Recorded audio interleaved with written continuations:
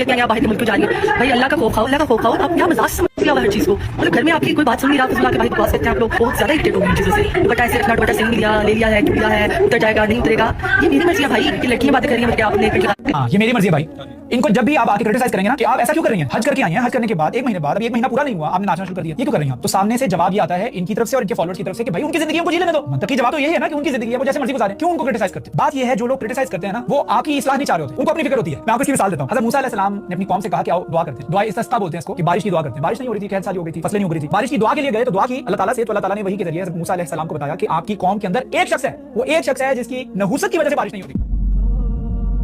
एक शख्स की नहुसत की वजह से बारिश नहीं हो रही, पूरी कौम जितनी मर्जी दुआ कर ले, आप उस शख्स को कौम से निकाल दें, बारिश हो जाएगी। और हज़रत मूसा अलैहि सलाम ने पिन पॉइंट नहीं किया, लेकिन हज़रत मूसा अलैहि सलाम ने अपनी कौम को जमा किया और फरमाया कि मुझे पता है वो शख्स कौन है, लिहाजा वो शख्स खुद जो है मेरी इस कौम से निकल जाएगा। इससे पहले कि मैं अल्लाह ताला के हुक्म पर उसका नाम लूं, इस मौके पर उस शख्स ने अपने दिल में इस्तिग़फ़ार कर लिया और अल्लाह ताला से माफी मांगी, और इतने सिद्क़े दिल से माफी मांगी कि अल्लाह ताला ने उसी वक्त बारिश बरसा दी। तो हज़रत मूसा अलैहि सलाम ने अल्लाह ताला से पूछा कि ऐ अल्लाह, उस शख्स का अभी मैंने बताया ही नहीं था, उससे पहले ही बारिश हो गई। तो अल्लाह ताला ने फरमाया कि मेरे उस बंदे ने मुझसे सुलह कर ली, मुझसे माफी मांगी, और अगर बारिश रुकी थी तो भी उसकी वजह से रुकी थी, और अगर बारिश हुई है तो भी उसकी वजह से। एक शख्स, हम अपने इर्द गिर्द जरा नजर दौड़ाकर तो देखें। I am not particularly talking about this TikToker, generally अगर बात करें तो हमारे इर्द गिर्द कितनी नाफरमानी हो रही है अल्लाह ताला की। ऐसी ऐसी चीजें आपको देखने को मिल रही हैं जो आज से पहले आपने कभी नहीं देखी, कि हज करने के एक महीने के बाद ही लोग नाचना शुरू कर देते हैं। हज है, उम्रा नहीं है, हालांकि उम्रे के ऊपर भी आपको ऐसा नहीं करना चाहिए। हम इन चीजों को नॉर्मलाइज भी करते हैं और उसके बाद कहते हैं तुम कौन होते हो? तो भाई जो आपको रोक रहे हैं, जो आपको क्रिटिसाइज कर रहे हैं, उनको आकी नहीं, उनको अपनी फिक्र है, उन्होंने अपनी पई है कि जब अजाब आया ना अल्लाह तो फिर सारे आते हैं, फिर सब पे आना है, फिर अल्लाह ताला ने पूरी कौम को तबाह कर देना। हो सकता है कि हमारे तबाह होने की वजह हमारी खामोशी हो, कि तुमने गलत होता देखा, आज से पहले तुम्हारे दादा, तुम्हारे बाप और उससे पिछली पीढ़ी ने ऐसा किया कि हज करने के बाद वो नाचना शुरू करने नहीं किया। हमें ये पहली दफा देखने को मिल रहा है, और इस पर अगर हम खामोश रहते हैं तो ये हमारे अजाब की वजह बनेगा। अस्तगफिरुल्लाह अज़ीम। So talk about this. अस्सलाम वालेकुम मेरी यूट्यूब फैमिली, उम्मीद है आप सब ठीक ठाक होंगे। अल्लाह ताला सबको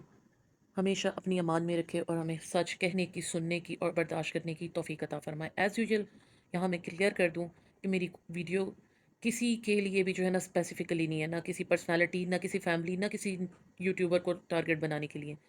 मेरा पर्पज़ सिर्फ़ और सिर्फ अवेयरनेस है। जैसे कि आपने यहाँ पर ये शराज बट की भी आपने सुनी, मोटिवेशनल भी है, रिएक्शन भी है, रिव्यू भी है।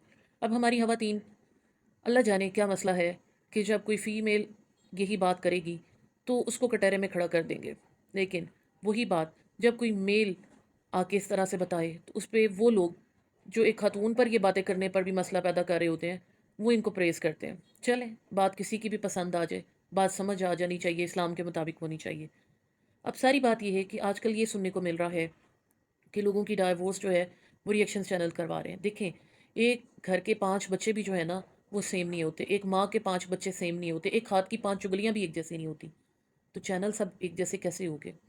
सोचने की बात है ना। लेकिन एक चीज़ को जर्नलाइज करके कह देना रिएक्शन चैनल्स ने ये कर दिया, तो मुझे ये हैरत होती है कि ये इन्फ्लुएंसर, इनको जो क्लीन चिट दे दी जाती है कैसे?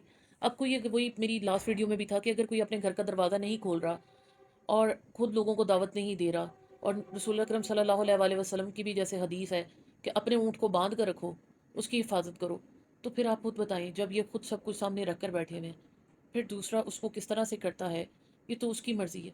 पहले आप अपने घर का दरवाज़ा तो सही तरीके से बंद रखें कि बाहर के लोग आपके घर में एंटर ना हो। अब यहाँ मेरा मकसद सिर्फ एक सोच पर बात करना है, कि ऐसे बिहेवियर पर बात करना है जो भी सोशल मीडिया पे आम हो चुका है। हम रोज़ सुनते हैं कि रिएक्शन चैनल्स माशरे में नफरत फैला रहे हैं। कभी कहा जाता है कि ये लोग सिर्फ व्यूज़ के लिए बोलते हैं, कभी कहा जाता है कि उन्हें दूसरों की कामयाबी डाइजेस्ट नहीं होती, और कभी कहा जाता है कि ये हसद और बुग़्ज़ की वजह से तनकीद करते हैं। लेकिन आज मैं एक सवाल पूछना चाहती हूँ, ये फ़ैसला आखिर कौन करता है कि किसकी नीयत क्या है?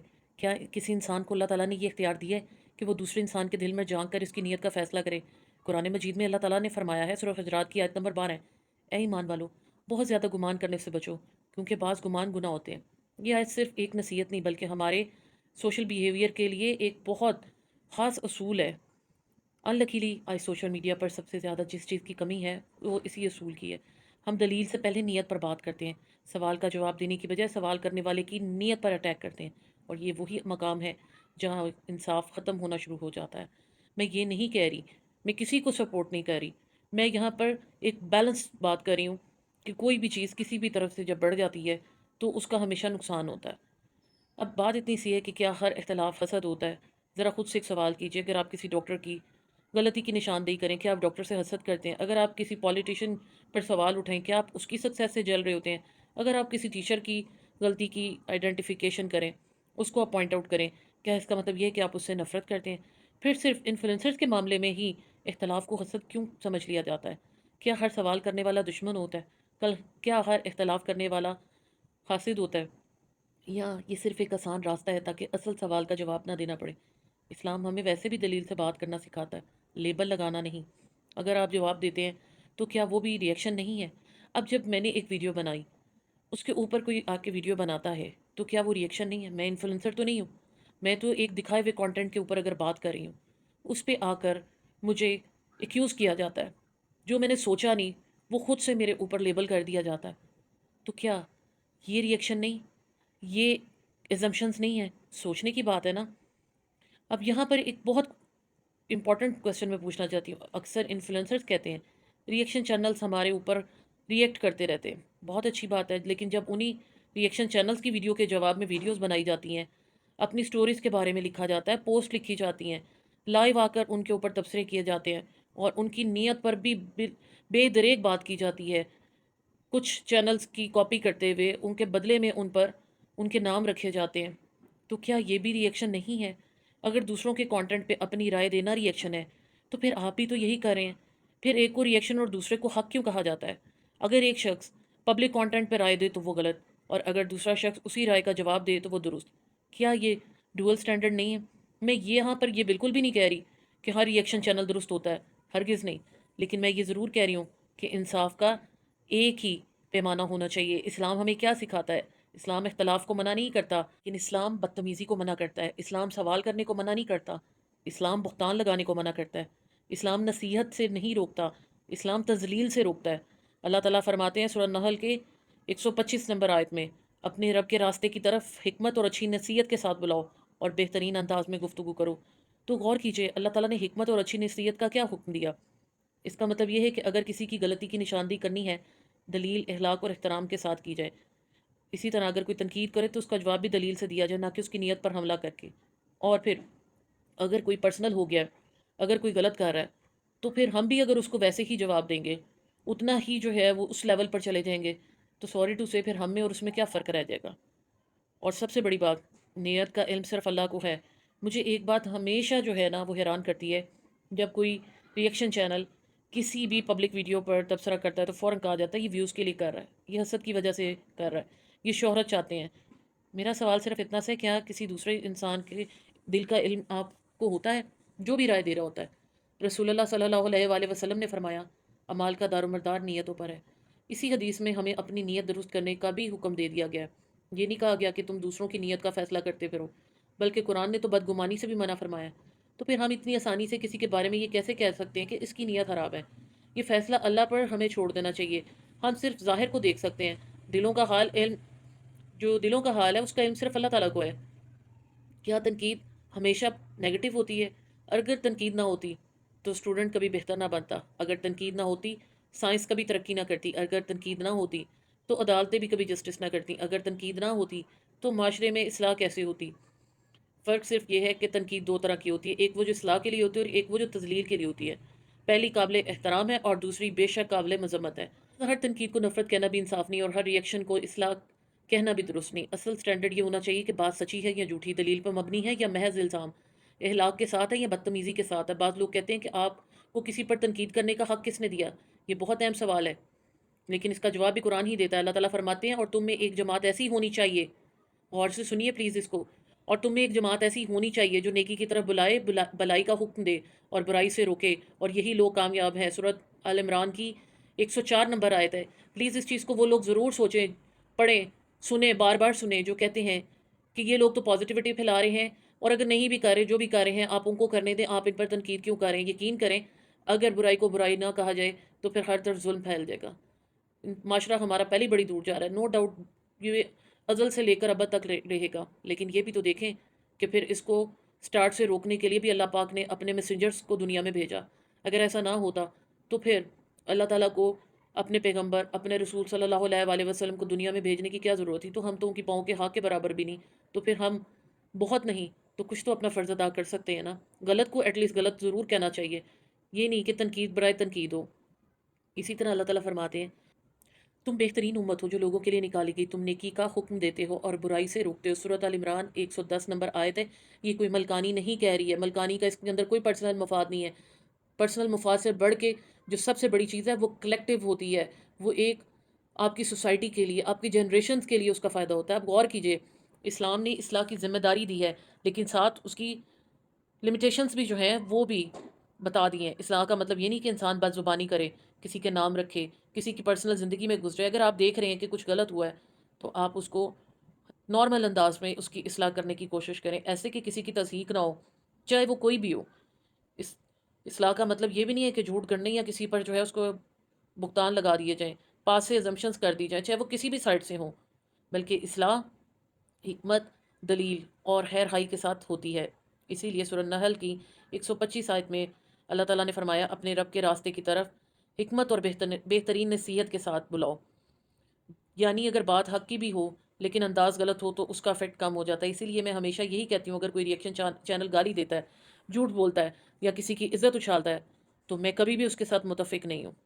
اور آپ کے ایکشنز جو ہیں وہ آپ کے بولنے سے زیادہ میٹر کرتے ہیں. بیسیکلی چیز ہی یہی ہوتی ہے. دوسری طرف اگر کوئی عوامی طور پہ موجود یعنی پبلک کیے ہوئے کانٹینٹ پر قرآن و سنت کی روشنی میں سوال اٹھاتا ہے، معاشرے کی اصلاح کے لیے بات کرتا ہے، تو آپ اس کو مجرم نہیں قرار دے سکتے کہ اس نے اختلاف کیوں کیا. ایک اعتراض یہ بھی کیا جاتا ہے کہ یہ تو غیبت ہے. آئیے اس کو بھی آج سمجھتے ہیں. قرآن مجید میں اللہ تعالیٰ فرماتے ہیں، اور تم ایک دوسرے کی غیبت نہ کرو. کیا تم میں سے کوئی پسند کرے گا کہ اپنے مردہ بھائی کا گوشت کھائے؟ سورہ حجرات کی آیت نمبر 12 ہے. غیبت یعنی بہت بڑا گناہ ہے. لیکن اسلامک اسکالرز نے یہ بھی ایکسپلین کیا کہ اگر کسی پبلک ایکشن پر اصلاح، تنبیہ یا عوام کے مفاد کے لیے اس پر گفتگو کی جائے اور وہ بھی سچائی، انصاف اور ضرورت کے ساتھ، تو اس کی نوعیت عام غیبت سے مختلف ہوتی ہے. اس کے باوجود زبان، نیت اور انداز کی رسپانسبلٹی ہمیشہ قائم رہتی ہے. اسی لیے ہمیشہ اپنے الفاظ کا انتخاب بہت احتیاط سے کرنا چاہیے. آج ان کا انفلوئنس صرف ایک عام انسان نہیں رہتا، وہ لاکھوں لوگوں کے لیے اگزامپل بن جاتا ہے. اس کے لباس کو کاپی کیا جاتا ہے، اس کے الفاظ کو دہرایا جاتا ہے، اس کے انداز کو اپنایا جاتا ہے، اس کے فیصلے دوسروں پر اثر انداز ہوتے ہیں. جب اثر اتنا بڑا ہو تو ذمہ داری بھی اتنی بڑی ہو جاتی ہے. رسول اکرم صلی اللہ علیہ وآلہ وسلم نے فرمایا، جس نے اچھے کام کی طرف رہنمائی کی اسے بھی اتنا ہی اجر ملے گا جتنا اس پر عمل کرنے والے کو ملے گا، اور جس نے کسی برے راستے کی طرف بلایا اس پر بھی اس کے مطابق بوجھ ہوگا. اس حدیث پر ہم سب کو غور کرنا چاہیے. یہ صرف انفلوئنسرز کے لیے نہیں، ریئیکشن چینلز کے لیے بھی ہے. اگر آپ لوگوں کو خیر کی طرف بلاتے ہیں تو اجر بھی ملے گا، اور اگر آپ نفرت، جھوٹ یا فتنہ پھیلاتے ہیں تو اس کی ذمہ داری بھی ہوگی. اب بات یہ ہے کہ ڈوئل سٹینڈرڈز کیوں ہیں؟ جب کوئی انفلوئنسر اپنی ویڈیو میں کسی ریئیکشن چینل کا نام لے کر اس پہ بات کرتا ہے، اس کی ویڈیو کا کلپ دکھاتا ہے یا اس کی بات کو جو ہے وہ آنسر کرتا ہے، تو اسے کہا جاتا ہے کہ وہ اپنا موقف پیش کر رہا ہے. لیکن جب کوئی ریئیکشن چینل کسی انفلوئنسر کی خود سے پبلش کی ہوئی ویڈیو پہ بات کرتا ہے تو فوراً کہا جاتا ہے یہ تو ریئیکشن چینل ہے، اس کی نیت خراب ہے. میں یہاں صرف اتنا پوچھنا چاہتی ہوں، اگر دوسرے کے پبلک کنٹینٹ پہ اوپینین دینا غلط ہے تو پھر یہ اصول دونوں پر ہی کیوں نہیں لاگو ہوتا؟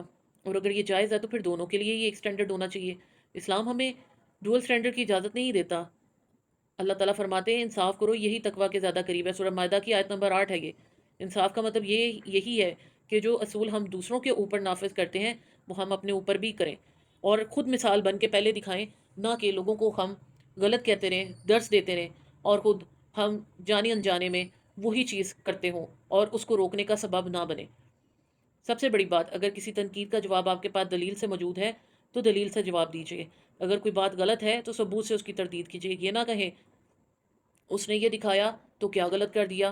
اگر اس نے غلط نہیں کیا تو اس کے مطابق جو ہے قرآن کی کوئی آیت بتائیں، نبی کریم صلی اللہ علیہ وآلہ وسلم کی حدیث بتائیں، اپنے سوشل باؤنڈریز کے اندر رہتے ہوئے بتائیں. اب ایک عورت جب سامنے آ جاتی ہے، کیا اسلام نے اس کی اجازت دی ہے؟ اس کو کون کس دلیل سے جو ہے وہ غلط کر سکتا ہے؟ صرف یہ کہنا کہ یہ شروع سے غلط چیز آ رہی ہے اور آگے بھی غلط ہوتی رہے گی تو اس کو روکنا نہیں ہے، کہ تو ایک غلط بات ہے. پھر تو برائی کو روکنا ہی جو ہے وہ ممنوع قرار دینے والی بات ہے. اگر سب سے بڑی بات یہ ہے کہ کوئی غلط بات کر رہا ہے تو ثبوت سے اس کی تردید کیجیے. وہی بات کہ آپ پھر اس پہ لاجک دیں، پراپر جو ہے آپ اس کو ریفرنس کے ساتھ جو ہے ریلیٹ کر کے دیں. لیکن اگر سب سے پہلے اٹیک تنقید کرنے والے کی نیت پر ہی کیا جائے، اسے جیلسی کا پیشنٹ کہہ دیا جائے، ویوز کا بھوکا کہا جائے، ڈالرز کمانے کا ذریعہ بنا دیا جائے، اس کی وہ فیملی جو سامنے نہیں آتی ہے اس پہ بات کر دی جائے، وہ اگر اپنی بیماری دکھائے تو اس کے اوپر کویسچن کر دیا جائے، جبکہ وہ بیماری نہیں دکھا رہا، وہ دعا مانگنے کی بات کر رہا ہے. وہ اگر اپنی کوئی فخر کی یہ چیز بتا رہا ہے جو دکھا نہیں رہا تو اس کو جو ہے اس کو بیچنا قرار دے دیا جائے. تو کیا یہ جسٹیفائڈ ہے؟ یا اس کی نیت کا فیصلہ کر دیا جائے کہ اس نے تو ڈالر کمانے ہیں، وہ تو فیم کمانے بیٹھ گئی ہے، وہ تو یہ کر رہی ہے، اور وہ بندہ دہائیاں دے رہا ہو ڈے فرسٹ سے، تو پھر غلط یہاں پر کون ہوگا؟ تو یقین کریں پھر اس صورت میں جو بندہ روکنے کی بھی کوشش کر رہا ہے نا، جو تنقید برائے تنقید کر رہا ہے، وہ بھی اسی عمل کا شکار ہو رہا ہے جس کو وہ پوائنٹ آؤٹ کرنے کے لیے جو ہے وہ تنقید کر رہا ہے۔ اینڈ میں یہی کہوں گی، ریئیکشن چینل ہونا نہ باعث فخر ہے نہ باعث شرم۔ انفلوئنسر ہونا ایک بہت بڑی ذمہ داری ہے کہ آپ جو کرتے ہیں، آپ کے لاکھوں کروڑوں لوگ ہیں فالو کرنے والے، تو آپ کی ذمہ داری بھی اتنی بڑھتی ہے، کیونکہ جب ایک گھر کا سربراہ ہے اس کی ذمہ داری صرف اس کے گھر کی ہوتی ہے، لیکن جو ایک ملک کا سربراہ ہوتا ہے اس کی ذمہ داری پورا ملک ہوتا ہے۔ اور یاد رکھیے گا قرآن پاک میں یہ کہا گیا ہے کہ آپ کی رعیت کے بارے میں آپ سے سوال ہوگا۔